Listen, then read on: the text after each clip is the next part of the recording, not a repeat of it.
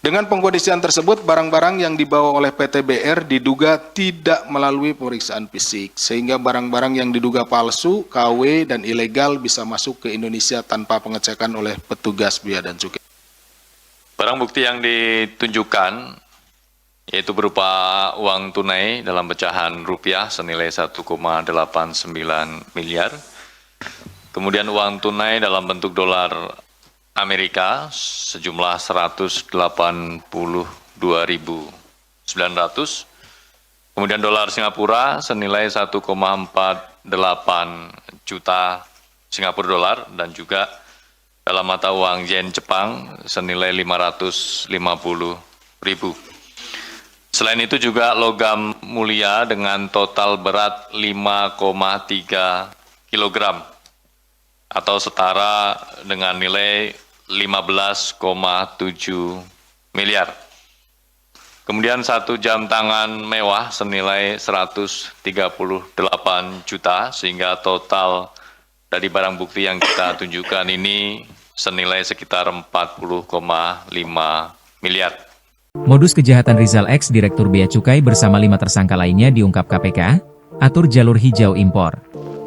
Komisi Pemberantasan Korupsi, KPK, resmi menetapkan 6 orang sebagai tersangka dalam kasus dugaan suap dan gratifikasi terkait importasi barang di Direktorat Jenderal Bea dan Cukai, DJBC. 3 diantaranya merupakan pejabat strategis di lingkungan Bea Cukai, sementara 3 lainnya adalah petinggi perusahaan jasa ekspedisi PT Blue Air, PT BR. Penetapan tersangka ini merupakan tindak lanjut dari operasi tangkap tangan, OTT, yang digelar tim penyidik KPK pada Rabu, 4 Februari 2026, di wilayah Jakarta dan Lampung.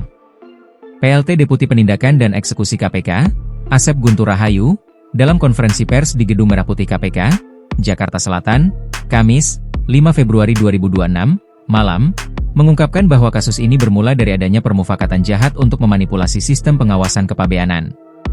Berdasarkan kecukupan alat bukti, KPK menaikkan perkara ini ke tahap penyidikan dan menetapkan 6 orang sebagai tersangka. 3 dari pihak penyelenggara negara di DJBC dan 3 dari pihak swasta selaku pemberi suap, ujar Asep Guntur Rahayu. 3 pejabat Bea Cukai yang ditetapkan sebagai tersangka penerima suap adalah 1 Rizal, RZL, selaku Direktur Penindakan dan Penyidikan, P2, DJBC periode 2024 Januari 2026. 2 Sisprian Subiaksono, SIS, selaku Kepala Subdirektorat Intelijen Penindakan dan Penyidikan, Kasubdit Intel P2, DJBC. 3 Orlando Hamonangan, ORL, selaku Kepala Seksi Intelijen, Kasih Intel, DJBC. Sementara itu, 3 tersangka dari pihak swasta yang berperan sebagai pemberi suap adalah 1 John Field, JF, selaku pemilik PT BR, Blue Air.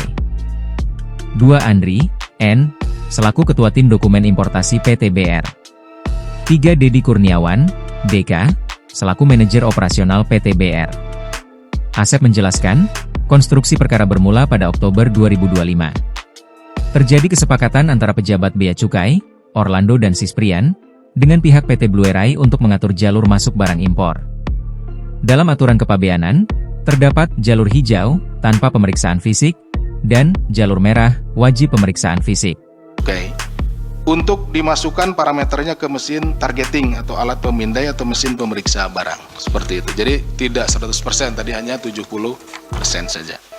Dengan pengkondisian tersebut, barang-barang yang dibawa oleh PT BR diduga tidak melalui pemeriksaan fisik, sehingga barang-barang yang diduga palsu, KW, dan ilegal bisa masuk ke Indonesia tanpa pengecekan oleh petugas Bea dan Cukai. Bisa dibayangkan rekan-rekan bahwa dengan adanya permufakatan jahat di antara mereka, barang-barang yang masuk ke kita itu tidak melalui pengecekan, sehingga ini tentu akan merugikan perekonomian kita ya, karena UMKM dan lain-lain kan, yang seharusnya barang-barang itu tidak boleh masuk, ya misalkan barang-barang yang KW dan lain-lain, ternyata ini masuk, mengganggu pasar. Diduga, para tersangka memanipulasi sistem agar barang-barang milik PT Blue Air lolos dari pemeriksaan fisik meskipun seharusnya masuk kategori pengawasan ketat. Tersangka ORL memerintahkan bawahannya untuk menyusun rule set parameter di angka 70% pada mesin targeting. Pengkondisian ini menyebabkan barang-barang PT BR, yang diduga berisi barang palsu, KW, dan ilegal, bisa masuk ke Indonesia tanpa pengecekan fisik oleh petugas, jelas Asep.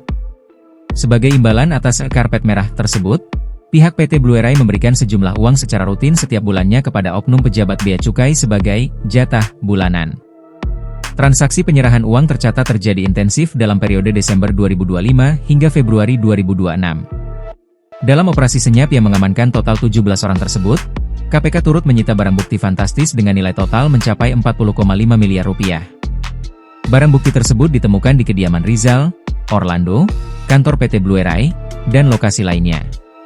Rincian barang bukti yang diamankan meliputi uang tunai rupiah senilai 1,89 miliar rupiah, valuta asing, 182.900 dolar AS, 1,48 juta dolar Singapura, dan 550.000 yen Jepang. Kemudian, logam mulia seberat total 5,3 kg, setara 15,7 miliar rupiah, serta satu unit jam tangan mewah senilai 138 juta rupiah. KPK langsung melakukan penahanan terhadap 5 tersangka, RZL, SIS, ORL, N, dan DK, untuk 20 hari pertama, terhitung mulai 5 hingga 24 Februari 2026 di Rutan Cabang Gedung Merah Putih KPK. Sementara itu, satu tersangka lainnya, yakni pemilik PT Blue Air berinisial JF, belum ditahan. KPK menyatakan akan segera menerbitkan surat pencegahan ke luar negeri, cekal, dan mengimbau JF untuk kooperatif mengikuti proses hukum. Para pejabat bea cukai disangkakan melanggar pasal 12 huruf A dan B UU Tipikor serta pasal penerimaan gratifikasi. Sedangkan pihak PT Blue Air disangkakan melanggar pasal penyuapan. Penindakan ini bermula dari laporan masyarakat. Ini adalah bukti kontribusi konkret publik dalam upaya membersihkan institusi penerimaan negara dari praktik korupsi, ujar Asep. Download Tribun X sekarang, menghadirkan lokal menjadi Indonesia.